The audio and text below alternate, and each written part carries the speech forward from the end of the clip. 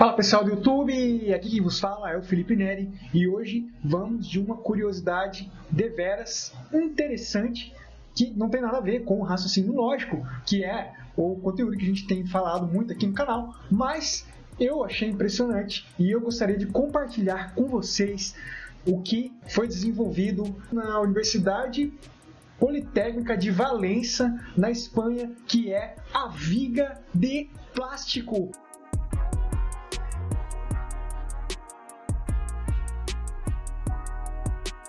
Mas como? Viga de plástico?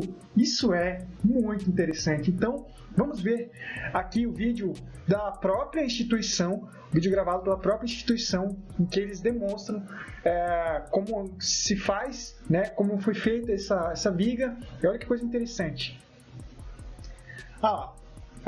O PV, né, Universidade Politécnica de Valença, na Espanha. Vejam só que eles seguram essa viga com uma facilidade. Se isso aqui fosse de concreto armado ou se fosse uma viga metálica, nessas espessuras em que ela se encontra, não teria essa facilidade para pegar, né, mesmo com 4 pessoas, né, 4 senhores aí fazendo o mínimo esforço para pegar uma viga, para suspender uma viga. Os próprios pesquisadores falam, né, que essa viga tem 80% de peso menor do que uma viga metálica ou uma viga de concreto armado. Imagina a facilidade, né, que é para mover de lugar. Eles mesmos falam isso, né? Os próprios pesquisadores falam que uma das vantagens dessa viga de plástico é a mobilidade, né? A facilidade de trabalho. Você não exige que se gaste muito com guindastes, por exemplo, para mover vigas pesadas de concreto armado ou de aço, né? Vamos continuando vendo aqui o vídeo. Olha aí a facilidade, né?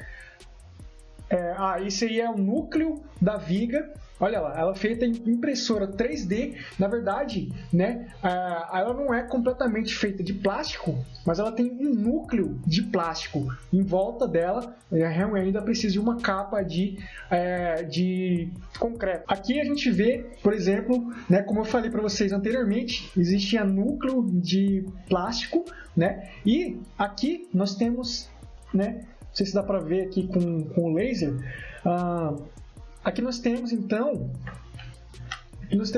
tipo um molde, né, em que é colocado nesse núcleo, em volta do núcleo de plástico é colocado uma capinha de massa, né, de cimento, né, massa de cimento.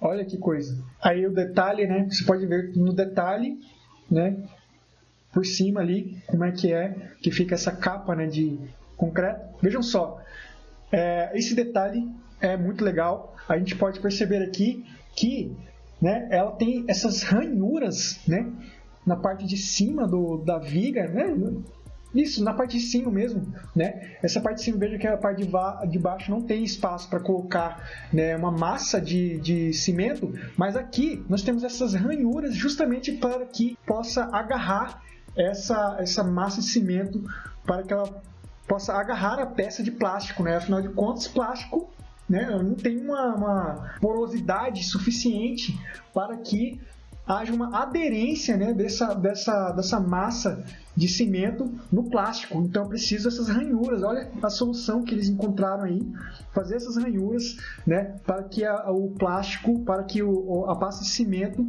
se encaixe e tenha uma aderência perfeita com o núcleo de plástico.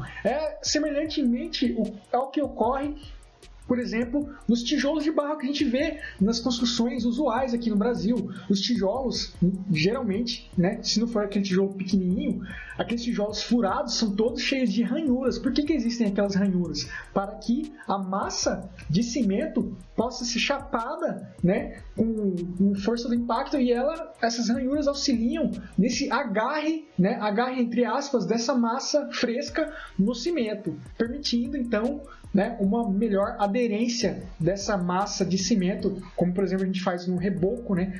Então ela fica bem aderida ao tijolo. Da mesma forma, eles fizeram essa ranhura para que pudesse preencher essa parte de cima, né? Essa parte de cima com pasta de cimento, né?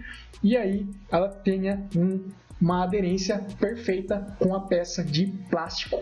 Outra curiosidade que os pesquisadores falaram é que eles se inspiraram também né, no corpo humano por conta da estrutura alveolar desse núcleo de plástico, porque nossos ossos, por exemplo, eles têm porosidades também, eles têm espaços vazios, digamos, né, espaços vazios, eles não são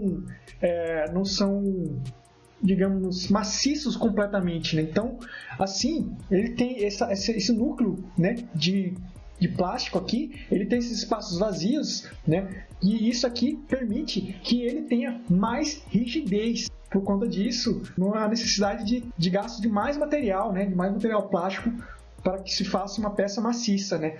A peça, assim como ela está alveolar, né, cheia de ar, né, permite que ela tenha mais rigidez, mais resistência. Podemos dizer que isso é uma boa alternativa para que a gente tenha uma destinação ao tanto de plástico que nós utilizamos no dia a dia, né? Tanto de plástico que é produzido para o consumo humano, né? A gente pega uma garrafa de leite ali e uma garrafa de refrigerante, né? Usa uma vez aquilo e joga fora para que a natureza dissolva, né? Sei lá, durante décadas, né, ou até mesmo centenas de anos, ou vai para o mar, vira microplástico, e esse microplástico vai para a alimentação dos peixes, né, e a gente come esse peixe e o microplástico volta para o nosso organismo. Pesquisem sobre microplástico, você vai ver que coisa terrível que é isso. Então, é uma solução muito boa para aplicar para reaproveitamento de resíduos plásticos que a gente tanto utiliza, que a indústria tanto utiliza, né, para seus produtos. Olha que coisa impressionante. O futuro está aí. O futuro é a preservação ambiental. O futuro é a preservação dos recursos naturais. Afinal de contas, nós somos seres da natureza, esquecemos disso, né? Nós, seres humanos, somos parte da natureza, somos animais que fazemos parte da natureza também, assim como qualquer outro ser vivo. Então, nós também somos animais e fazemos parte da natureza, temos que cuidar da nossa casa. Esse trabalho realmente impressiona e eu queria realmente compartilhar com vocês, achei muito legal. Gostaria de saber aí o que vocês acharam, gostaram desse conteúdo?